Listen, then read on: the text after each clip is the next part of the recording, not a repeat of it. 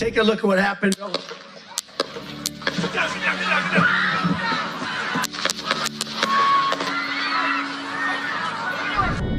Après avoir échappé à une tentative d'attentat, Donald Trump a été perçu par certains comme un leader exceptionnel, bénéficiant d'une faveur divine et peut être même annoncé par des prophéties. Cependant, une fois au pouvoir, la réalité politique s'est imposée et ses décisions, particulièrement en matière d'immigration, ont été d'une fermeté extrême. Il a notamment instauré des mesures strictes entraînant la séparation des familles à la frontière et des restrictions sévères pour l'entrée aux États-Unis, provoquant une vive indignation, en particulier chez les communautés religieuses prônant la solidarité et l'entraide. Aujourd'hui, les prophéties qui le présentaient comme un sauveur sont remises en question. Certains pensent qu'il fait partie d'un plan plus vaste, tandis que d'autres estiment qu'il ne correspond pas à cette image. Son mandat reste un sujet brûlant de débat, oscillant entre espoir et désillusion. Nous aurons des troupes partout. Nous n'allons pas laisser ce genre de choses arriver à notre pays. Nous n'allons pas être déchirés comme il l'a été sous Biden. Ce président est perçu comme un danger pour les migrants en raison de ses décisions et politiques qui ont un impact négatif sur leur situation. Son image auprès de cette communauté est donc particulièrement défavorable. Donald Trump est une figure controversée dont les décisions ont profondément impacté de nombreuses vies. Son mandat a été marqué par des mesures radicales, notamment en matière d'immigration, suscitant une vive indignation. La séparation des familles à la frontière et les images bouleversantes d'enfants éloignés de leurs parents ont symbolisé une politique qui a divisé l'Amérique et remis en question ses principes de solidarité et d'humanité. Sur le plan international, ses ambitions de paix mondiale se sont heurtées aux réalités des conflits. En Ukraine, ses efforts de médiation ont échoué face à l'intransigeance de Vladimir Poutine. Au Moyen-Orient, son plan de développement pour la Palestine, bien qu'offrant des investissements importants, a été perçu comme biaisé, aggravant les tensions entre les parties en guerre.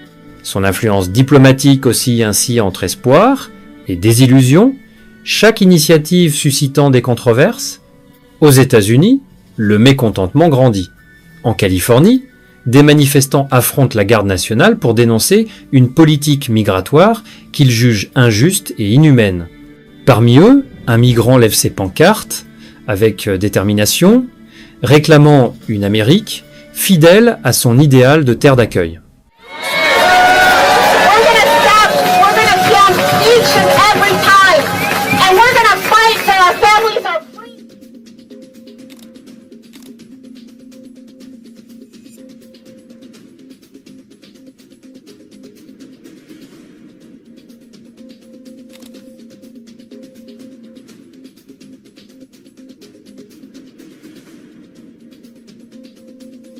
Son combat, partagé par de nombreux autres, incarne les tensions d'un pays en quête d'identité, tiraillé entre tradition et changement.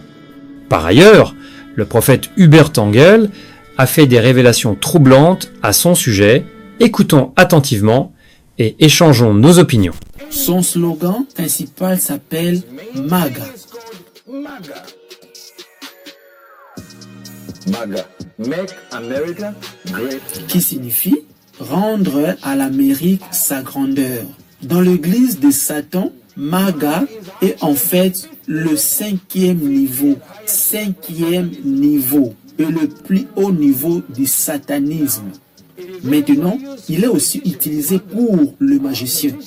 MAGA comme magicien, cela signifie que le magicien utilise les paumes de main, signifiant qu'il trompe. Et il se trouve qu'il a un nom appelé trompe, qui signifie les trompeurs. Non, je sais que vous ne comprenez toujours pas ce que j'essaie de vous dire. Allons au livre des Jean. 1 Jean 2, verset 18.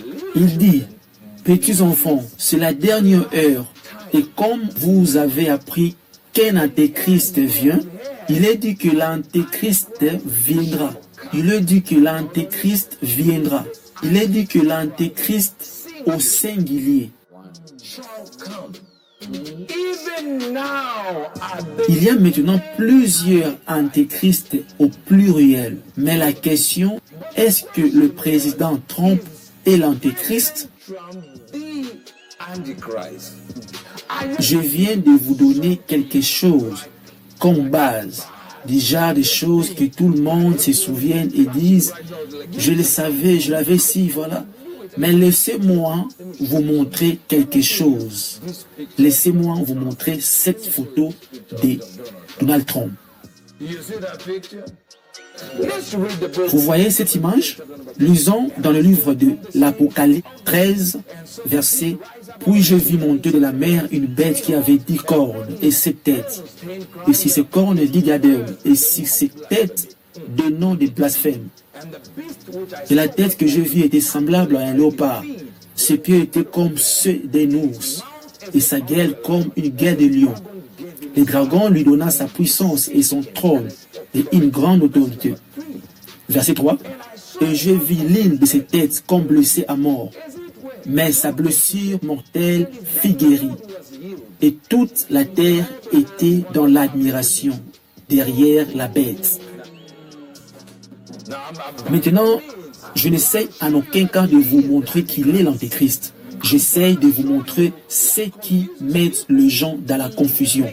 Donc le diable vous apporte toujours des images et des ombres que vous commencez à croire. Des images et des ombres que si vous ne connaissez pas les chronologies, vous penserez que c'est maintenant.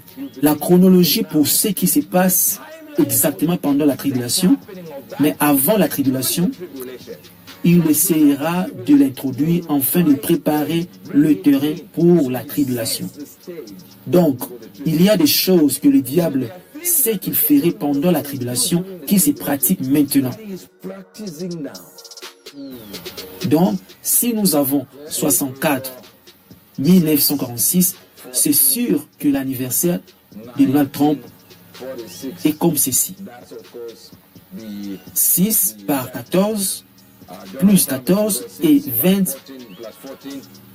Nous mettons 20, nous avons toujours 19, 60, 66.